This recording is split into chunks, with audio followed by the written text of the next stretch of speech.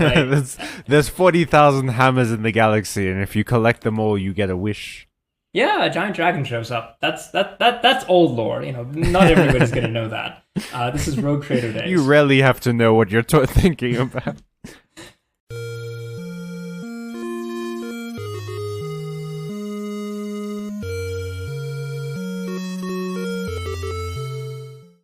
I was there, the day Horus slew the Emperor.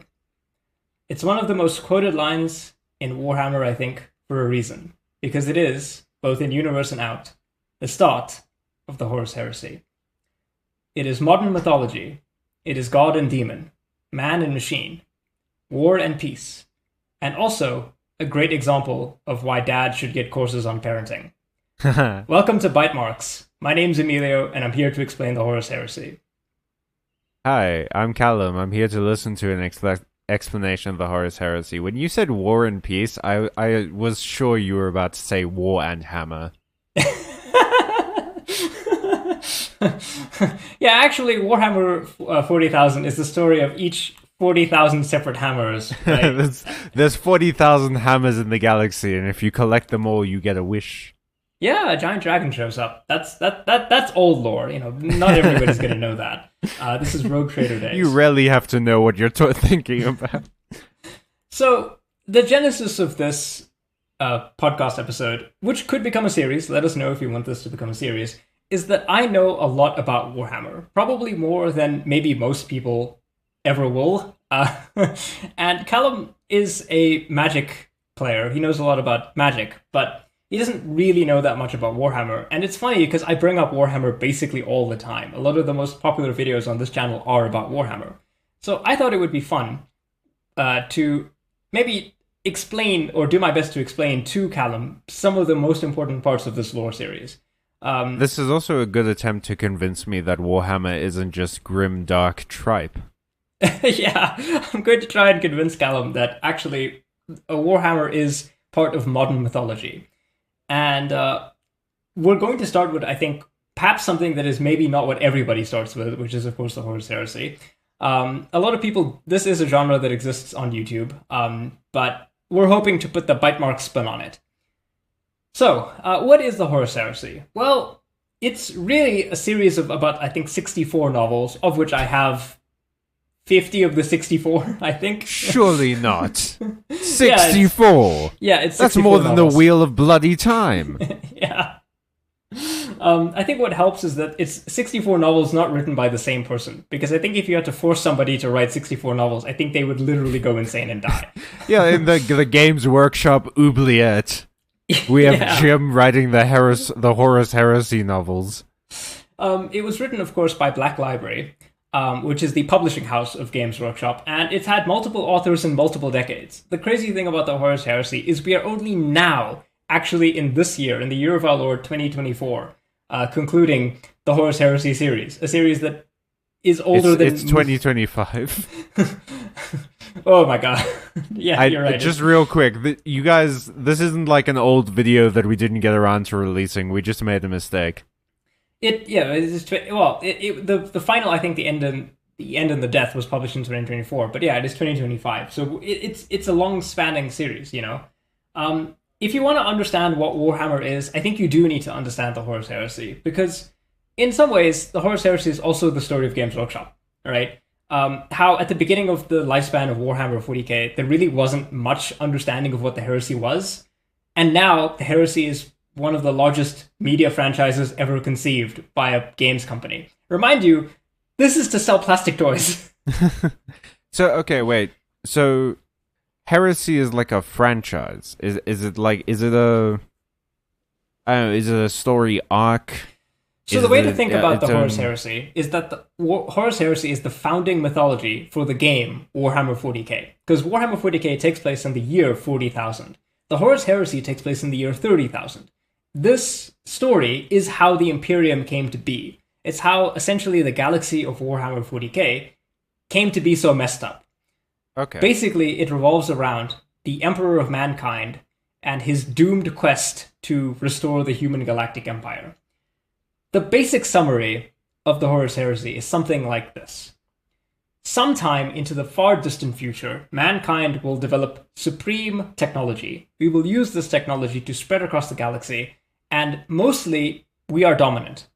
Sometime, however, 30,000 years into the future, our empire has fallen. Our technological supremacy has unleashed a tide of AI creations called Men of Iron, who ultimately destroy our empire. Oof. Human civilization is plunged into an age of darkness, and pretty much our entire galactic federation falls apart.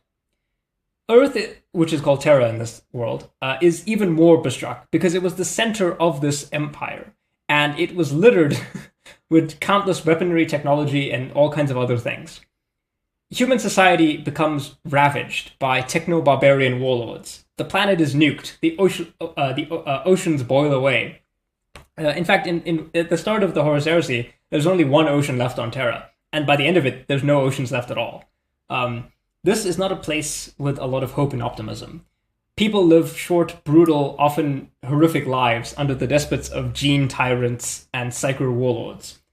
Sometime into this chaos, a man emerges, the Emperor of Mankind, and he has a vision for this planet, a vision of a reunited, restored human empire.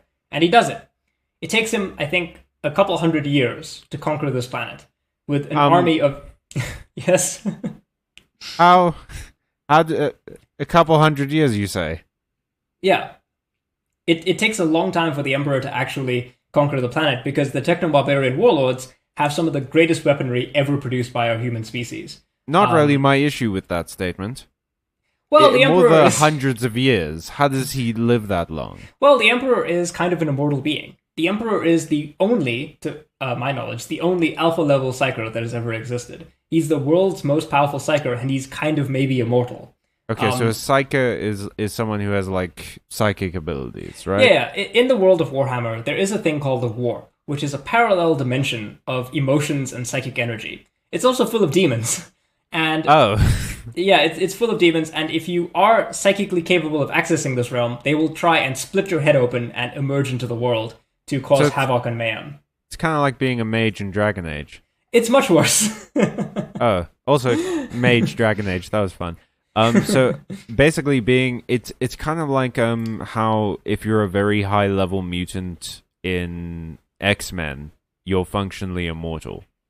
Yeah, the Emperor is functionally immortal. Is this because of genetic science? Maybe. In early editions of this game, the Emperor was just a scientist who was really, really clever. But over time, it's emerged that he was actually this really powerful psyker who was also a scientist. And he's the guy who looks a bit like a Morton Joe, right? The Emperor, no. He wears giant golden power armor. He basically looks a little bit like Kronk from The Emperor's New Groove. So Kronk conquered the world. Yeah, he did. And he built genetically engineered super soldiers to do this. First, he built the Custodes, who were his companions and personal bodyguard. Each one is genetically engineered on an individual level. Then, he made the Thunder Warriors, which were kind of post-human techno-barbarians. These were the most violent of humans, made superhuman and used as a bludgeon. Finally, he made the Space Marines. And the Thunder Warriors were very quietly Order 66. Yeah, it is very funny to me because the Thunder Warriors think, "Oh, we're going to conquer the galaxy for the Emperor. This is great." And then they're all quietly killed by the Custodes and the Space Marines, and basically covered up, right?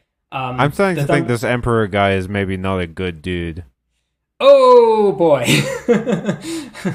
Yeah, the Emperor's real objective was something called the Great Crusade. What he wanted to do is go out on a galaxy-wide crusade to reunite the former galactic human empire. To do this, he engineered 20 superhuman sons, called the Primarchs, from his own genetic information. And these Primarchs are actually where the Space Marines come from. It's kind of like this tree of inheritance. The Emperor creates the Primarchs are what are used to create the Space Marines. And, the Emperor thought of these Primarchs, to some extent, as maybe his own sons. The process of how they were created is shrouded in secrecy. But the Primarchs never get to be raised by the Emperor. Before the Primarch project is completed, all 20 Primarchs are scattered across the galaxy by the forces of chaos. And they are forced to grow up on different planets in different conditions, and a lot of them are going to get messed up. If you guys are interested, we could do deep dives into each of the Primarchs, because I find it frankly fascinating. But the Emperor's plan does not go according to what he wanted to, right? Basically all the Primarchs will end up with a whole bunch of trauma. Ooh, delicious trauma. Well, the jam in a storytelling sandwich. Yeah, it's why I said that, like, the Emperor is a bad father, right? The Emperor was never equipped for fatherhood in a way that he needed to be to make sure that the Primarchs were not messed up. That only half of them end up betraying him in the Horus Heresy is frankly luck. It is frankly luck that only half the Primarchs decided to betray the Emperor, right? It was a very complicated time. In fact, 2 of the Primarchs are actually even lost. We don't know much about them. There were 20 originally. Only 18 of them are actually known about. What happened to the other 2 is the subject of much conspiracy and debate in the fandom, right? It's a very unusual subject. The Lost Primarchs, that's another topic for another video. But one of the Primarchs in particular, Horus, who would have thought that a guy named Horus Heresy would betray the Emperor? His name surely isn't Horus Heresy, is it? No, his name is Horus Lupercal. But that is, of course, one of the famous jokes about it. Horus is, depending on how you slice it, the first Primarch found by the Emperor. He was lucky because the Primarch, the homeworld of Horus was Chthoniya, right? Horus was found in Chthoniya, and he was luckily close by to the Emperor. So the Emperor's like, all right, well, we've lost the Primarchs, but we've got the Space Marines. We gotta go, this adventure, in and out, quick, in and out Malkador. This is gonna be a quick 20-minute adventure. It's not, spoiler alert, it's not a 20-minute adventure. They just launched the Great Crusade. They do find Horus, and he spends a lot of time around the Emperor. Now, it helps that Horus is basically more or less mentally sane. He's a really good fighter. He's a really good general. He's very charismatic. Like, the one thing about Horus that everybody always agrees on is that Horus is super charismatic. Not all the Primarchs are like this. Some are very antisocial. Some of them are violently antisocial. No. But the Horus genetic super babies that got abandoned on different planets by the forces of chaos are kind of antisocial. Weird. Yeah. Again, some of them are a lot more messed up than others, like Angron and Conrad Kurz. But, some of them are more or less functional, even if they are stoic. Horus spends a lot of his time with the Emperor, and, this causes immediately some resentment. In the same way that if a child spends unequal time with their parent, they notice, right? It is a thing that a lot of the Primarchs talk about. It's like, yeah, Horus got to spend the most amount of time with the Emperor. He was the one who was found first. That's not strictly speaking true. One of the Primarchs, or rather the twin Primarchs, Alpharius and Omegon, might have been found before Horus, but there's a lot of conspiracy about where and when they line up in the timeline, right? Alpharius and Omegon are one of, again, Games Workshop loves to just drop these conspiracy nuggets. A lovely extra nugget in your McDonald's fries, right? Okay, first of all, you don't put nuggets in the fries. I don't eat McDonald's. I know. Don't speak on what you don't know. Second of all, I feel like the word conspiracy in Warhammer is kind of like the comma in the English language.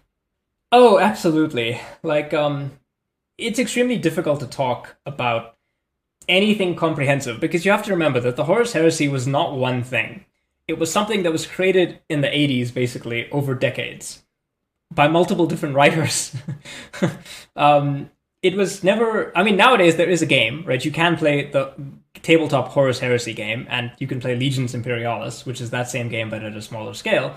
But, originally it was just background fluff, because you were, Games Workshop were trying to sell these metal toy soldiers, and, you need a reason to do that. You need a reason to have your guys do stuff, right? You can't just, it's not like some video games where you don't need a story. It was an important, I think, fundamental part of the experience of trying to understand what 40k was going to be. Okay. But so continue. You were saying Horus was beloved by his daddy. Yeah, I mean, Horus was, in some sense, the favored son, right? And we see this because Horus is elevated amongst all of his brothers to a special position in the Imperium. Horus becomes the War Master, right? Oh, I get it, because Horus is a war god from Egyptian mythology. Well, I mean, there is that reference, right? Like, there is that idea. All the Primarchs to some, like, for example, Horus's symbol is an Egyptian symbol, right? Oh, The Eye of Horus, the Eye of Horus looks very similar to an Egyptian symbol. But you know, the thing about the Games Workshop is they steal from everybody. That's why they call it inspiration. Steal from everyone equally, so Yeah, I mean- everyone can be mad. I mean, one of the Primarchs is named after a famous gay English poet, right? Oscar Wilde? Lionel Johnson. Oh, that's not one I know. Yeah, a guy whose seminal work, Dark Angel, is about him struggling with his homosexuality, right? Which is, of course, used in Warhammer because his Space Marines struggle with their loyalty to the Emperor. That is a subject of much debate in the fandom. And I know this because I am a Dark Angels player. I see. Okay. But Horus becomes the War Master, and this causes a lot of resentment amongst some of his brothers, right? Once there were 20 equals. Now there is one War Master and 19 other Primarchs. But don't come away with this thinking that the Emperor treated all of his sons equally. In fact, all of his sons, to some extent, have some reason to have resentments against him. Some, like Angron, hated the Emperor basically from the moment that they met. Others, like Konrad Kurz, came to hate the Emperor because he was mentally unwell and not treated at all. And the thing is, Horus is in a peculiar position because despite the fact that Horus is the most powerful person in the Imperium, he's also kind of insecure, right? Horus, the thing that turns Horus against the Emperor is a vision. He sees a vision of the future where the Primarchs are forgotten, where he is forgotten, where everybody is cast aside. And Horus believes he basically his insecurity eats at him until eventually he starts to plot against the Emperor. Now, this is not done in isolation, and I'll get to this, later on as we talk about it. But the idea is that Horus eventually turns traitor and executes something which is called the Betrayal at Isfahan III, which is where Horus and a bunch of the other Primarchs, four Primarchs initially, that he's managed to convince to side with him, kill all of the loyalist Space Marines inside their own legions. So the opening part, if you want to think about it, of the Horus Heresy is Horus purging his own Space Marine legions of loyalists, right? Because the thing about it is it wasn't a perfect split. Not all the Marines inside of Horus's legions were a loyalist or traitor, right? There were lots of divisions, right? I often talk about the Horus Heresy as the most comprehensive civil war ever put down in fiction, because it really is, right? At every single level of society, somebody is turning against somebody else. There is an ideological, a spiritual, a technological division that I don't think you really see in other parts of fiction, right? Like, the Horus Heresy is the single most destructive civil war I think that has ever been described in fiction. I can't emphasize the scale of the conflict that happens here, right? And this is before all the Warhammer 40k stuff happens. Wow. But I get it. I mean, Horus's insecurity and stuff is one thing, but if I had been, I don't know, did he know about the Thunder Warriors and them being like basically slowly phased out in favor of the Space Marines and stuff? So the extent to which each Primarch knows about the past is always kind of complicated, right? Horus spent a lot of time with the Emperor, and he was to some extent the favored son, so he might have understood what was going on, right? Part of that insecurity might have been, oh, the Emperor replaced the Thunder Warriors with the Space Marines. Does that mean he could replace the Space Marines with something else? And actually, that did happen in 40k. The Space Marines, who are now referred to as the Firstborn, were replaced by another type of Space Marine called the Primaris. Well, there we go. I mean, like, at a certain point, I think insecurity is kind of founded when you notice that your Emperor and potential dad and kind of your god is we'll talk about that. Crazy and doesn't care about you. The thing is, right, it's very difficult to know exactly the precise details of everything because the Horus Heresy is almost always told from the perspective of other people. We very rarely get complete insight into what a Primarch is thinking. At the time, I think this was just because the Primarchs were more mysterious, but as time has gone on, I think people have sort of adjusted that, yeah, these guys are superhuman. They have issues. They can feel insecurity. Like, Horus is one of the most powerful people in the galaxy, and yet he still feels insecure, right? because that's a human emotion. Despite the fact that the Emperor wanted these guys to be so much more than people, the fact that they are still people is ultimately what ends up dooming this whole project. The Emperor is still a person, right? Well, kind of. Mostly, yes. Well, there we go. I mean, like, he can fuck up. Yeah, one of the things about the Emperor that I often point out is that the Emperor doesn't seem to really understand people, or he has this very schizophrenic perception of people. Sometimes he seems to really understand what people are about, and other times he has absolutely no idea. And, you don't really know what the Emperor is thinking, even though he does certain, types of things. Like, one of the things that the Emperor tries to believe in is called the imperial truth. It's basically state-sponsored atheism. Oh my God. Oftentimes... When you started talking and you mentioned that the reason that everything was bad is because AI was happening, I was going to be like, this is so topical. I'm glad we're doing this now. But now you're talking about the Lord Autism.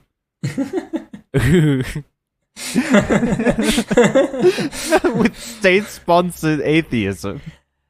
The Emperor was trying to get rid of superstition. And unfortunately, he didn't realize that humans can be very superstitious, and you can't force people at the barrel of a gun to give up beliefs that are widely held for thousands of years, right? It's not always going to be a smooth transition. So, back to the timeline of the heresy. So, Isfahan 3 happens, it's really bad, but ultimately, the real tragedy is what's called the drop site massacre at Isfahan 5.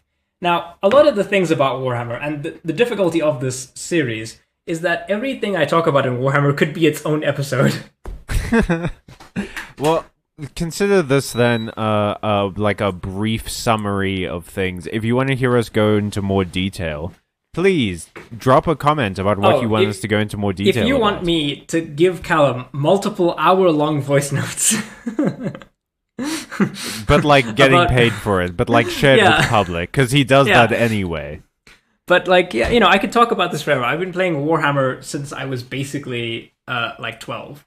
So I've been doing this for a long time. But yeah, I mean, the massacre at Isfahan 5 is really interesting because it's a brilliant move by Horus. Even Rabute Guilliman, one of the best generals in amongst the Primarchs, admits that it was a brilliant move. If I were betraying the Emperor, I would do Isfahan 5. Basically, what happens is Isfahan 5 is a betrayal of Space Marines. So the Emperor finds out that Horus has declared independence, and he sends 7 Space Marine legions to go stop him. So 7 Space Marine legions against Horus's 4. The problem is, a bunch of those guys being sent are already turned traitor. So a huge chunk of the Space Marines that are being sent to stop Horus have actually secretly sided with him, right? Mm-hmm. So what happens is a bunch of these Primarchs betray the other Primarchs and end up utterly devastating the Salamanders, Raven Guard, and Iron Hands Space Marine legions. In fact, of course, the Primarch of the Iron Hands Space Marine legion is killed. His head is cut off by his best friend Fulgrim. All right, there's this really, really dramatic duel between Fulgrim and Ferrus because they were the best of friends. They were like some of the best friends. But Ferrus is so enraged by this betrayal that he leads his legion into an ambush, and then he duels Fulgrim, and Fulgrim cuts his head off with a demon sword. Shit. Yeah, it's hectic. It is hectic. This is Isfahan 5 destroys 3 entire Space Marine legions, right? It's ultimately why Horus is able to really persecute his war, because he was outnumbered. He was outnumbered initially, but the fact that he was able to turn like 4 of the 7 legions that were sent against him really ultimately seals the fate of the war is going to carry on, right? If Horus had been stopped then and there would have been no Horus Heresy, right? How many legions are there? So there were 20 Space Marine legions because there were originally 20 Primarchs. But like I said, 2 of them are taken out of suspicion. We don't know what they were, actually. And that means that there were 18 legions. Okay, so 9 Horus of which become traitor. Okay, so if Horus controls like 9, so that means the army is basically split directly in half. So it's kind of an even footing at the moment. Well, kind of, but not really. The 2 largest, the Space Marine legions were not all equally sized. Some of the legions had huge problems with their genetics, like for example the Raven Guard. they had a lot of issues with their genetics and the salamanders, so it's really difficult to make more Space Marines. Because the way that you make a Space Marine is you take an organ called a progenoid gland and a bunch of other organs, and you implant them into a teenage boy and grow a Space Marine out of that guy. Right? I can see why this game appealed to teenage boys so much. And the problem is, the process of doing this can kill the person. Not to mention that, like, to even be considered, you already have to be a pretty tough child. Most Space Marines are recruited when they're children. Basically, I think, before they hit puberty. Which means that you've got kids who are fighting and killing other people before they hit puberty, and then they get turned into Space Marines. It worries me how many of your favorite sci-fi franchises involve so much child kidnapping. Because this should happen in Halo as well. Yeah, it did. Yeah, I mean, the reason why the Spartan 2s are so much better than the other Spartans is they were made Spartans as children. The other Spartans are adults. Like, it is a theme that you see. Like, in this world, the closer you are to being genetically engineered, like, the Custodians are much better than the Space Marines. How do you make a Custodian? You take a child from birth, and then you start engineering him into a Custodian, right? It's an individual process, right? The next time you tell me one of my interests is kind of messed up, like has a messed up lore, I'm bringing up this nonsense. I'm just giving you ammunition that you could use against me. Yeah, this is baby eugenics that you've introduced into my life. Well, the other thing is that Horus was also able to turn huge amounts of the other part of the Imperium. Like, for example, he convinced the Fabricator General of Mars to turn traitor against the Imperium. Because Elon Musk is in this game? Elon wishes he could be in this game, right? Actually, I think one of his kids is called Technomechanicus, which I think is a reference to Warhammer. Shoot me in the head if I ever had to be named Technomechanicus. Technomechanicus is a real name that Elon Musk's one of his kids is named. Okay, but what's a Fabricator General? So, on Mars, basically, the human society started to split up when we were, remember when we were building that Federation? So people were trying to live on Mars and terraform it. But when human society collapsed, these people fell into tech cult worship. Because their society, Mars wasn't terraformed. So these people started to, fight each other for limited resources on a planet that could not actually support them. The only way that they could survive is by basically worshipping technology, right? They started to develop a technology cult. By the time of the 30,000 year into the future, Mars is kind of another empire built on worshipping a machine god called the Omnissiah. And the only reason they're able to come into the Imperium is because the Emperor kind of says, listen, I am actually the Omnissiah. I am actually your machine Jesus. This actually basically is the buy-in for the Imperium to sort of sign a treaty with... It's called the Treaty of Olympus Mons. It basically says that the cult Mechanicus is the exception to the no religion rule, and that in exchange for the Imperium not destroying the cult Mechanicus, the cult Mechanicus will work with the Imperium as like a parallel empire. It's also why the Imperial Eagle has two heads. That's what's symbolized there. The Fabricator General is basically like the ruler of Mars. He is convinced by Horus that actually the Emperor putting limitations on technology, more specifically AI research, because, the whole AI rebellion thing, is a bad idea. And the Fabricator General is like, what if we did do research on AIs? What if we did take demons and put them into robots? What if I became a mechanical squid man? What? No, wait, what? That was quite a leap you made there, champ. Which part of that? Mechanical squid man. Yeah, let's go with that one. So one of the tenets of the cult Mechanicus is that they believe that the more mechanical they are, the closer they are to divinity. So high-ranking tech priests often frequently replace their fleshy bionic parts with mechanical parts, to the point that you can't really tell what's human anymore. Like a high-level tech priest might just be a brain in a mechanical squid suit. Oh, are they the people that say the things like you will be betrayed by your flesh? Yeah, the flesh is weak, all of that jazz. Yeah, okay. Yeah, they believe in a machine. All that jazz. All that palaver, Yeah, so, the Emperor, Horus turns the Fabricator General, half the Imperial army basically deserts, huge numbers of the Solar Auxilia basically desert, A huge number of the Titan maniples and the Night Houses also rebel. So Horus basically splits the Imperium in two. He's so charismatic, he's so effective at this, that he basically convinces half of the Imperial war machine to turn against the Emperor. More or less half. The problem is that some of the Space Marine legions were not like the two largest Space Marine legions. The Dark Angels and the Ultramarines were also both loyalist legions. So it wasn't equal. If Horus had just had 9 versus 9, he still would have lost. Because he was outnumbered at least like 3-1. Because I guess, you know, the general trend is that the loyalists tend to be more stable than the traitors, right? That's why the traitors became traitors, because they were mentally maybe a little bit more unbalanced. But the more stable the Primarch, the larger the legion, generally speaking. That's like the rule. Although it's not a exact hard and thing. fast. Yeah, because the one of the best Primarchs, Vulcan, has one of the smallest legions. Vulcan is he's really into forging. His planet is full of like lava salamanders. He's this really cool guy who's the also Roman god of the forge. Yeah. You know, he has red eyes. I'm starting to get what you see in this game. He has red eyes and like obsidian black skin, and he can build devices that can move the stars, right? Holy crap! Yeah, Vulcan is there are multiple tech guys, right? One of my favorite Primarchs, Perturabo, is basically a giant war machine in a literal sense of the word. But he's one of the traitors, so it's one of those things. But anyway, so the heresy goes, right? It's a huge battle. That's probably why we have like 64 books, which is just a lot of battles in space and stuff.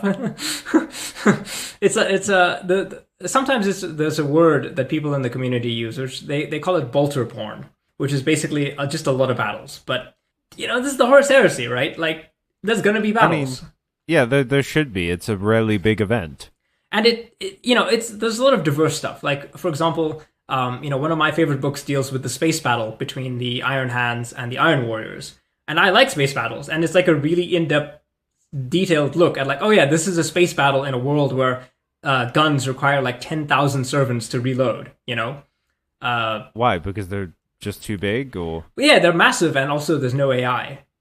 The thing you have to understand about the Imperium is that they don't have complicated computers. Everything that is more complicated than like a calculator more or less has to be done by either a machine spirit, which is kind of like an AI, or a human wired into the system, a servitor, basically, right? So okay, hang on. Our guns don't use AI. Yeah, but our guns can't... Did we lose that technology? Well, yeah, a lot of technology is actually lost in this world. Because of the fall of the human empire, we built these things called STCs, which are the standard template constructs. They were basically making all of our technology for us. When the AIs rebelled, a lot of the understanding of how to make technology fell with them. And yeah, You might have a barbarian with a feathered headdress with a laser pistol, and he knows that if you pull the trigger, people die. He has no idea what it is, though. He has no idea how it works. Okay. If it breaks, he has no idea how to fix it, right? That's why I use the word techno-barbarian, right? That's actually a good description for Warhammer. You have a guy wearing armor that is powerful enough to withstand a plasma fusion reaction, but it's covered in sigils and paper and scrolls because he thinks that if he doesn't do it, the spirit of the armor will not function. I see. I mean, that's interesting. It's just like my first thought when building a gun wouldn't be, you know what, this should need to work. A dude stitched into it. Well, I mean, it just seems inefficient. Well, again, you don't have computer. Like in Dune, a great example is Dune. In Dune, there are no AIs, right? So if you have to calculate something incredibly difficult, you have to have a human computer do it. You have to have a mentat. Warhammer basically circumvents this strategy by just saying, okay, well, we'll just wire the people into the technology, right? A lot of the ships, for example, are not piloted by a pilot. They're piloted by a guy in what's called who's wired physically into the ship. All right, well. Yeah, Fair enough. Look, I didn't Sorry, say I interrupted. Warhammer is not a fun place to be, right? Most of us, if we lived in a Warhammer, would live short, brutal, awful lives. There's a guy, frequent enemy of the channel, who I think I would crush in a debate, by the way, named Arch Warhammer. He's this dweeb from Sweden. He's one of those guys who's like, if I was in Warhammer, he gives me the vibe of someone like I would be an Inquisitor or something like that. No, you would be a Servitor. You would be the toilet Servitor or whatever, Like, I'm sure that's an amazing burn. but you did just say two words that already exist, which is inquisitor and servant, except servant now has Tor at the end, which is the most like nerdy shit I've ever heard in my life. Well, it's like Latin nonsense, right? The language of the Imperium is like Gothic, which is kind of Latin, but not really. It's Helvetica. Yeah. It's Comic Sans, actually. The technology to make Helvetica was lost sometime around like the year 20,000. I do love Arch Warhammer, like you just slamming the Swedish dude. I didn't know that our channel had so many arch enemies. Well, the problem is I'm a Warhammer nerd, but I'm also not conservative. I think that a lot of people in this community aren't actually conservative, but we have a vocal minority of loud conservative weirdos, and they give the rest of us a bad name, right? Yeah, because this does seem like conservative, like cat bait. Well, the funny thing is, semi-Roman. The people who made this were trying to make a satire of like 80s British culture, including like satires of the police. You know, if you look at the first edition Rogue Trader, the Space Marines look like cops, and they're arresting people who are doing vandalism. Now, Warhammer has spun into this other crazy thing. And of course, Games Workshop don't like, the fascists. They are very vocal about this. But on the other hand, fascists are all about aesthetics. So of course they're going to gravitate to a game like this that emphasizes power and strength and all of that stuff. But the reality of the matter is, fascists can't design their own aesthetic. They need to get other people to do it so that they can steal it. Yeah, exactly, right. They see something that looks powerful and they don't understand, that maybe this is actually, like, maybe it's a bad idea to force people at gunpoint to believe in your state-mandated atheism. Maybe it's a bad idea to, just kill people because they don't want to be a part of your Imperium. Because that happens, right? One of the things that is often seen in the Great Crusade, and you see this in the Horus Heresy books, is the Space Marines wipe out a lot of human civilizations because that civilization deviates from the norm of what they consider to be normal. Like, for example, there's a group called the Interrex. The Interrex live peacefully with aliens, which is, of course, a thing that the Imperium does not want, so they wipe them out. Despite the fact that the humans and Interrex... Well, the Imperium is human supremacist, right? Nothing outside of humanity is allowed to exist. Of course, keep in mind that a lot of people in Warhammer wouldn't probably count as human according to us. If like but it's the infallible logic of a fascist to be like, oh, it's humans, and then have like an image of what a human is, and then not really actually care about the details. Well, the navigators have third eyes, and you need that to fly the spaceships through the hell dimension. So, if we killed all the navigators, we couldn't have space travel. So, carve out an exception. Yeah, exactly. It's your principles are ironclad unless it's inconvenient. Yeah, I mean that describes a lot of it. Yeah. So, this heresy is a huge thing. There's a huge amount of battles and stuff like that. A lot of the stuff that happens in the future, of course, is set up. Like, for example, the Tyranids, the Tyranids, right? The bug guys. They're the ones that rush, right? They swarm. Oh, sorry, I was thinking about the Zergs. That's StarCraft. But, like, Tyranids are the bug people. They have a hive. Yeah. Yeah, they have a hive mind. They consume biomass and make more of themselves. They're like an extragalactic alien threat. Well, are they during the Horus Heresy, like the praying mantis claws? They have a lot of things. Actually, the newest generation of Tyranids, the new models, are actually inspired by like deep sea creatures, which I think is super cool. They like sharks and things. Okay, they're very creative, right? There's some interesting stuff going on over there with the Tyranids faction. Actually, I think they predate the Zerg. Whoa! All right, sorry, I interrupted you. You were saying? No, so like for example, during the Horus Heresy, a place called the Pharos, which is a light like a navigation beacon, gets blown up, and it creates a psychic signal strong enough to redirect the Tyranids into this galaxy. So that's why the Tyranids are here, because otherwise they would have never found our galaxy amongst all the vastness of deep space. There's a lot going on here that sets up in the future. But anyway, so ultimately the Horus Heresy is kind of successful, but not really. Horus makes progress, but he's never able to completely overtake the Imperium, because the Imperium is huge.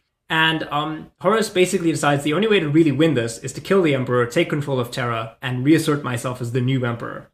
So basically, over the course of the books, we wind towards Terra, right? the defender of Terra, the Primarch Rogel Dorn, who's known for his mastery of siegecraft, he is basically by himself for the most part, trying to defend Terra from Horus and his legions. And it ends up in a siege, the siege of the Imperial Palace. By the way, the Imperial Palace is, I think, the size of Mongolia or something like that. Whoa. It is built into the Himalayan mountain range, which is also a prison That for like kicks Dark ass. Age. Yeah, it's like the Imperial Palace is huge, and it's so large. It's like it's built into the Himalayan mountain range, and also underneath the Himalayan mountain range is like a secret prison for technology and AIs and things like that. All other kinds of nonsense. So, All right, no, I'm starting to get the appeal of this game now, because that mountain palaces are like my favorite thing ever. Oh, it's super rules. cool, right? Like there's a lot to like about this game, right? If you just want a fun, interesting world that is sometimes goofy, because there is a lot of goofiness about this, I think Warhammer is a great setting. To wit, right? A lot of people don't like Games Workshop. They have a lot of anti-consumer practices. I agree with a lot of those people, right? I think Games Workshop, if they were more pro-consumer, they would dominate the market and we would never hear anything else. Because they have such a strong IP, right? They have done a thing that no other company in the space can claim to do, is they have become more than just a seller of plastic toys. They are now a multimedia franchise, right? And that franchise is built on the strength of things like Warhammer, right? Even people who don't like Games Workshop still talk about Warhammer. They play Space Marine. Space Marine 2 is coming out, right? Oh, shit, really? Sorry, Space Marine 2 is already out. Space Marine 3 is already on the way. They're already developing Space Marine 3. There's going to be a TV show with Henry Cavill, right? There's going to be movies. There's going to be more books. I feel like it's the same as like Wizards of the Coast. Like, if they just focused on doing what their customer wanted, as opposed to like doing, because money, the issue is the focus on like making more and more money. I understand you're a company, you kind of have to do that, but also it's not that big of an issue because you have such a dedicated fan base that you're kind of gonna make money anyway. And if you focus on just like keeping that fan base, I feel like you would make a longer lasting company. Yeah, I mean, it is one of the great paradoxes, right? Where if you have a pro-consumer Games Workshop, then they would be utterly dominant. They would choke out everybody else because their IP is so beloved. And if more people could afford to play the game, and the more people were very receptive to the rules, and they could, for sure, I think they could completely dominate and take over the market, right? They would be Games Workshop and all other, like fun fact, Games Workshop is as valuable a company as the entirety of the UK fishing industry put together. Wow. Okay, so sorry, I keep interrupting you. We're at the Siege of Terran. Yeah, Terra. Right, so the siege is basically this massive, epic final confrontation. Horus and his legions, at least the ones that he can corral and control, which is not many of them, actually. As the heresy goes on, the traders become more and more deranged and more mutated, right? A lot of them become completely twisted by chaos corruption. Meanwhile, the defenders are trying to hold on. A few Primarchs are there. Jagatai Khan, one of my favorite Primarchs, Sanguinius, and Rogel Dorn are basically there, defending the Imperial Palace. It is ultimately a bit of a doomed endeavor because Horus is on the cusp of winning, but he just can't quite get it. In desperation, he tries a final gambit. He wants to lure the Emperor into an ambush. So Horus is on the bridge of his flagship called the Vengeful Spirit, and he lowers the shields. And this is an invitation. Because the shields have been lowered, they can now teleport. Because one of the things you can't really do is you can't really teleport through shields in this universe. Limited amounts of technology can allow you to do it, but generally speaking, if you try to do that, you'll get exploded. Okay. So Horus lowers the shields on his flagship, and the Emperor realizes this is the moment. This is the chance to end the heresy here and now. I kill Horus, we can end it. So him, Rogel Dorn, and Sanguinius, along with a bunch of Space Marines, teleport onto the flagship. Now, the Vengeful Spirit has been contorted into a hell dimension on the inside. The ship is so thoroughly infused with the power of chaos that living faces and teeth and all kinds of other hideous things are now just melded into the machinery. It is a hell dimension of titanic proportions. Also, each of these people are all split up. Sanguinius is the first to find Horus, and he tries to duel his brother, and ultimately he's struck down. He's killed. And it's actually a very famous painting of this moment, where the Emperor arrives to see Sanguinius down, his angelic wings covered in blood, Horus standing mad, crazed, looking above him, the talon of Horus in one hand and his great mace in the other. And, ultimately the Emperor kills Horus. He utterly annihilates him. He psychically erases all trace of his existence, basically, and is dealt a mortal wound in return.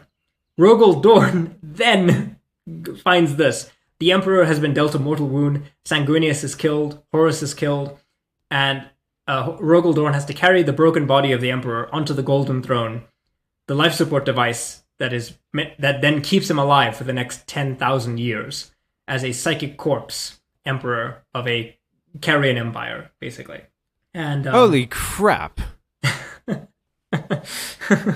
Yeah, I know, right? This game is insane. It is, and that is the precursor. This is the background.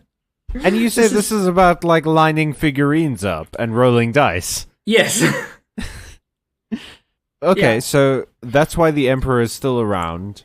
That's why he's a corpse on the Golden Throne, which is that he was dealt this mortal wound by Horus. What I said, I've seen paintings of him. He looks a bit like a Morton Joe when he's on the throne. Yeah. And I mean, this is what sets the stage for the Imperium. The Chaos Forces are defeated. Horus is defeated. They get thrown back to a place called the Eye of Terror, and then the Imperium has to rebuild. The Emperor is out of the picture. A lot of the Primarchs are either dead or scattered, and the Imperium, in the wake of it, basically turns the Emperor into a religion. He was not a god when he was alive, right? He refused people to refer to him as a god.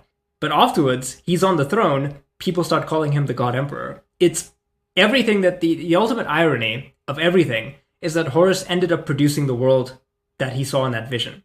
That yes, Horus is forgotten. Why? Because he turned traitor. Him and all the other traitor Primarchs are erased from history because, they turned traitor.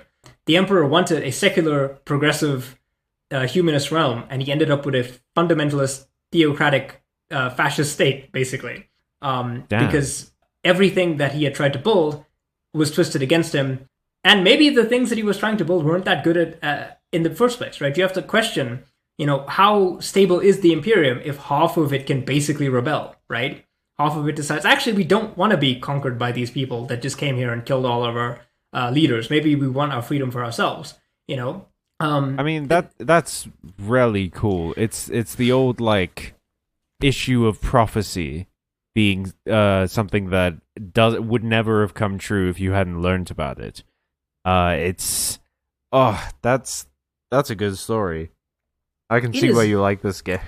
It is. I'm not going to say that I'm obsessed about this, because I think I genuinely like Warhammer Fantasy more. And if you guys are interested, viewers at home, we can talk about Warhammer Fantasy, which is probably more familiar to maybe people who know about fantasy in general. But I would be lying if I said that I don't think about the Horus Heresy and Warhammer at least once a day. This is, I also think about the Roman Empire. This is your Roman Empire, but the Roman Empire is also your Roman Empire.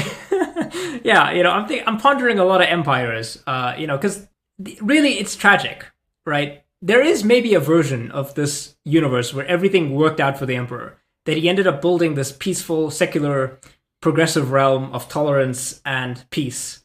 But that's not what happened. And a big part of it is on the Emperor's shoulders. He is responsible for a lot of the failures. He sounded like he was killing people. He was okay with a genocide if it meant that the Great Crusade would carry on. He was okay with persecuting people if it meant that they would stop believing in faith. He was okay with this and he was okay with that. And he was also not the best father. A lot of the reasons why the Primarchs rebel is because they feel slighted by him. Mortarion hates him because the Emperor defeated Mortarion's surrogate corpse, alien father, necromancer guy. Angron, and that's a wild sentence, by the way. That is a wild sentence to say. I just needed a second for that to sink in. Yeah, Mortarion's dad was maybe an alien necromancer. Mortarion's surrogate father, because Mortarion's real dad is the Emperor. And then the Emperor killing this guy made Mortarion hate the Emperor. Angron was a slave.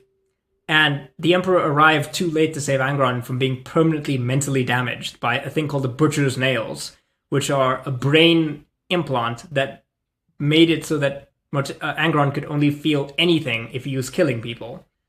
Yeah, some pretty messed up stuff. The Emperor should have realized, hey, my sons are actually, some of them are so distraught, they need therapy. They don't need to be war generals, Yeah, imagine looking at that dude and thinking, like, you know what he should have? An army. Yeah. We don't know. You see, the problem is the Horus Heresy is always, even though we have the book series is now officially completed, we still actually don't know that much, right? We still don't know much about the Emperor's personal motivations, about what he knew about the future, because he was a psyker. Some people believe that the Emperor could have seen the future. Some people speculate that the Emperor saw that this was going to be the best of all possible futures, and that's why he had to direct it this way. And some people, of course, think the opposite.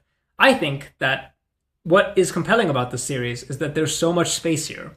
There is so much space for the kinds of stories that people want to tell with plastic miniatures, right? There's room to speculate. There's room to debate. There's room to believe things, right? The canon of Warhammer is not strictly speaking canon. They are very flexible with things. The Horus Heresy itself has changed so fundamentally over time that, maybe it is just a myth. Maybe everything that we understand about it is just the myth and the legend that survived, right? I mean, it's almost perfect for you because it's very interpretive.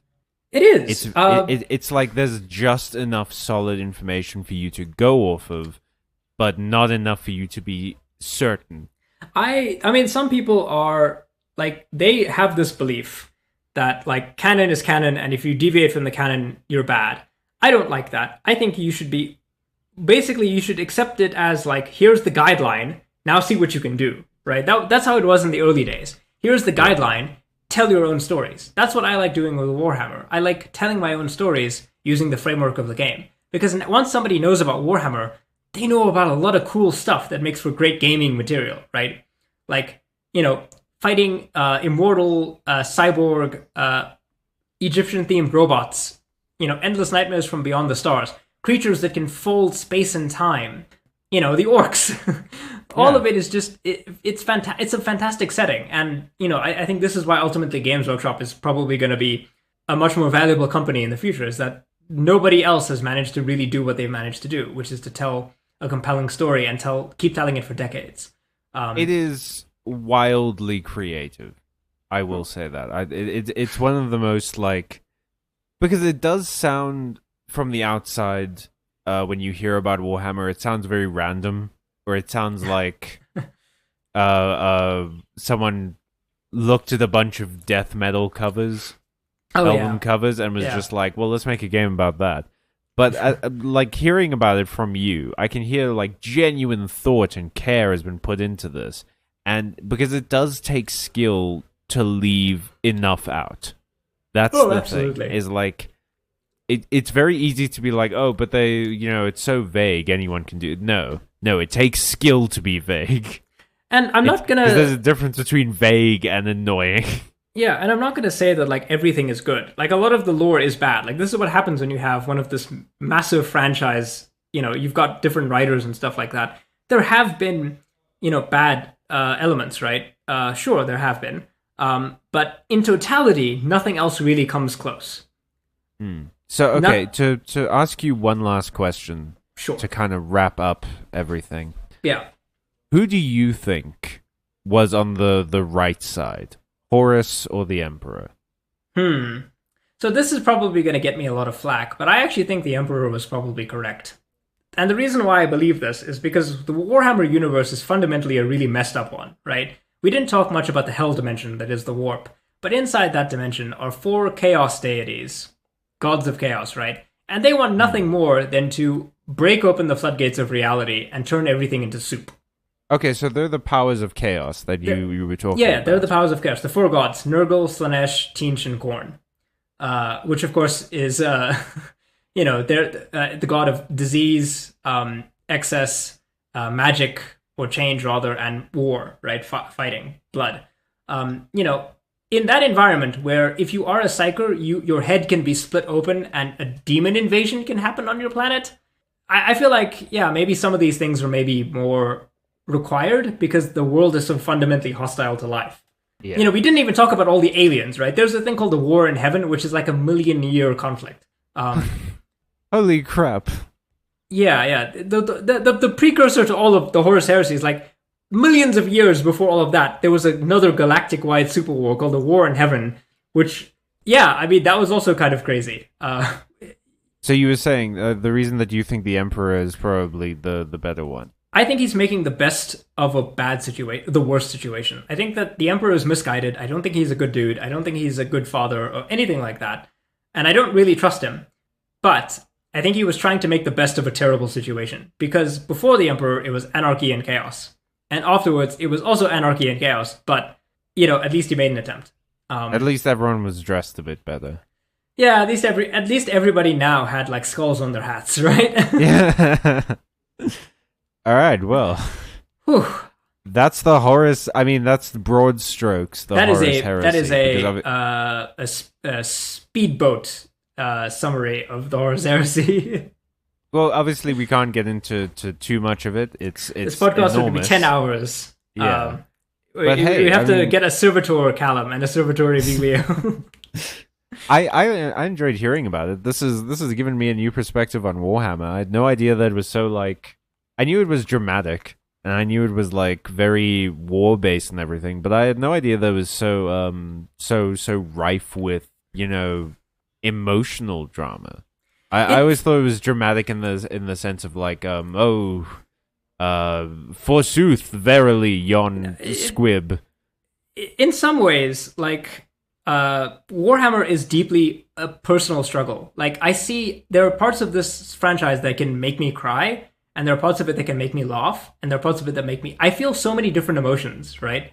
And it's really, like I will show you that picture of Sanguinius and the Emperor and Horus, and it's like this is a Renaissance painting. This would have been on the Sistine Chapel, if they knew about Warhammer back in the day. But also, this is a. I mean, please do. Yeah, but this is also a goofy franchise that has a guy named Obi-Wan Sherlock Clouseau. But yeah, right. It's interesting to find out about, and if you guys are interested in this, please let us know. We will talk more about Warhammer. Emilio has tons of information to give me. I'm kind of keen to learn more, to be honest. But if you want to hear me maybe explain some of Magic's story to Emilio, or maybe a different franchise's story that we know about. Like, I can explain, I guess, Pokemon, or I can explain Digimon to Emilio. That would be crazy. I know, I've seen a couple of episodes of the Digimon show, and that's about it. The third season of Digimon ends up with them fighting depression. But yeah, there's plenty of content for us to make here. If you want to see more Warhammer stuff, please tell us exactly what you want to see. Comment down below. And thank you so much for watching. Yeah, thanks everybody for joining us on this wild ride. This heretical Horus carriage. Haha. Also, if you're interested in hearing us talk a little bit more, we're doing a bonus episode called Orc Talk that's going up on our Patreon and on our membership-only YouTube channel, where we were going to do a little bit of a less scripted us chatting about maybe the stuff we've learned, or we're going to talk about orcs. We're going to talk about orcs. We're going to talk about orcs. All right. Bye, everybody. So long.